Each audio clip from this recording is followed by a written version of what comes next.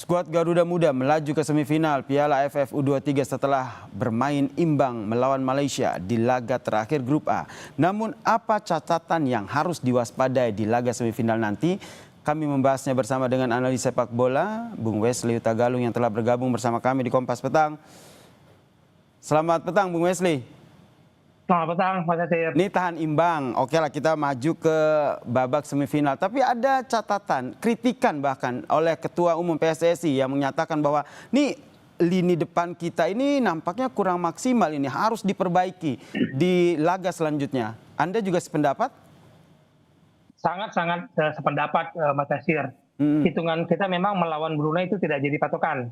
Tapi ketika kita bermain lawan Filipina, lawan Malaysia, dan Malaysia itu saya pikir permainan terbagus dia di turnamen ini. Malaysia kemarin itu lawan kita, yang sejak awal saya katakan hati-hati dengan perang psikologis aspek non teknis ketika menghadapi Malaysia. Dan saya boleh memberikan rapor di pertahanan sepertiga awal kita bagus sekali. Kita belum kebobolan ya Mas Nasir. Di pertengahan sepertiga tengah juga kita cukup bagus membangun aliran serangan. Tapi masuk sepertiga depan atau di pertahanan lawan kita seperti bingung. Belum punya kekuatan, kemampuan, punya daya ledak. Dan yang sedihnya kemudian kita dihakimi juga oleh netizen dengan kemampuan kita yang tiba-tiba menurun. Ekspektasi tinggi menghadapi Brunei tiba-tiba menurun melawan Malaysia.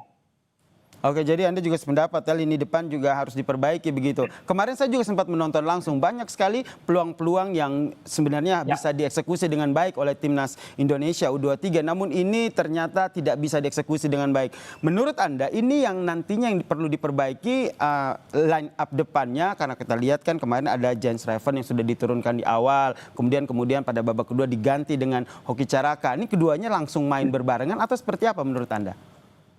Agak riskan ya bermain dengan dua pemain yang karakternya berbeda di dalam formasi yang diinginkan oleh Gerald van den Berg dengan 3 pemain di depan.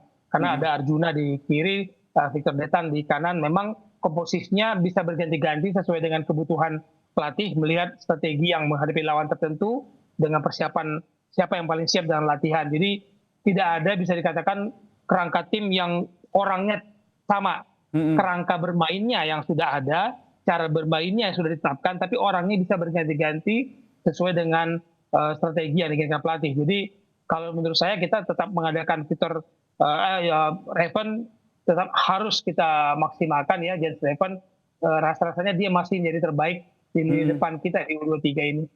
Meski kemarin sempat jatuh begitu ya, agak cedera itu. Semoga ini hasilnya nggak apa-apa ya, sehingga bisa main di babak selanjutnya. Tadi untuk lini depan, kalau melihat catatan Anda untuk lini tengah dan lini belakang kita seperti apa?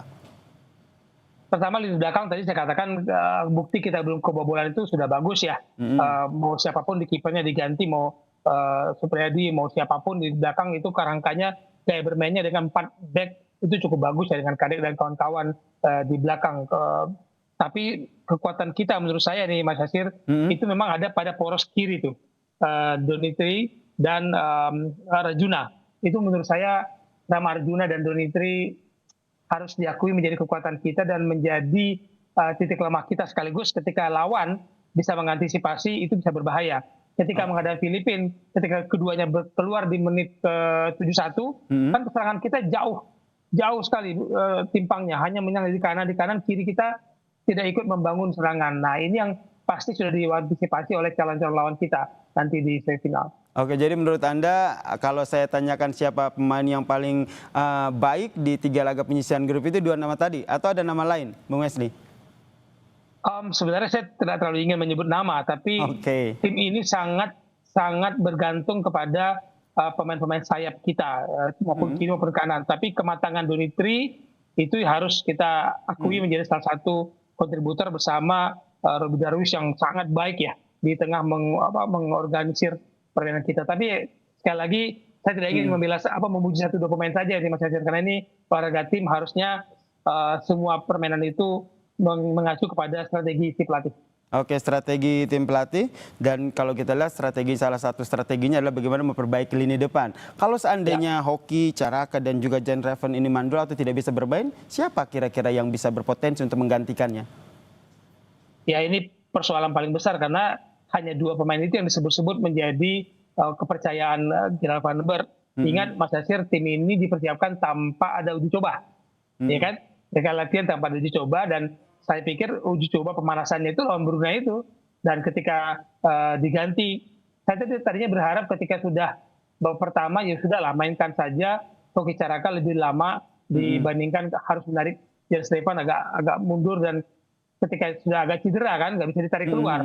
Lalu lawan Filipina juga ditariknya belakang-belakangan. Sebenarnya menit bermain itu sangat dibutuhkan oleh para pemain kita. Apalagi anak muda ini, musuh besar anak muda itu adalah konsistensi. Halo? Oke. Kemudian kalau sekarang kita lihat nih bagaimana dengan peluang untuk lawan selanjutnya, itu ada Vietnam dan juga Thailand. Anda melihat seperti apa nih kekuatan dari calon lawan kita nanti? Kita di era yang sudah tidak lagi inferior menghadapi dua tim yang tadi Mas Yasir sebut.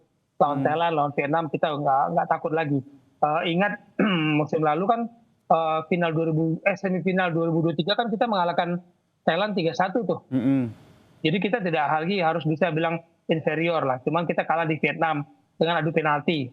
Waktu itu ya kita semua kaget lah waktu penembak ke-6 Hernando Ari mengambil menjadi eksekutor dan kemudian gagal. Dan kita kalah 5-6 dalam adu penalti menghadapi Vietnam. Tapi kalau ditanya lawan mana yang siap, saya sih melihat dua pemain ini tidak lagi bisa kita pilih-pilih. Sudah lawan aja, samain aja. Mereka sudah sama kok.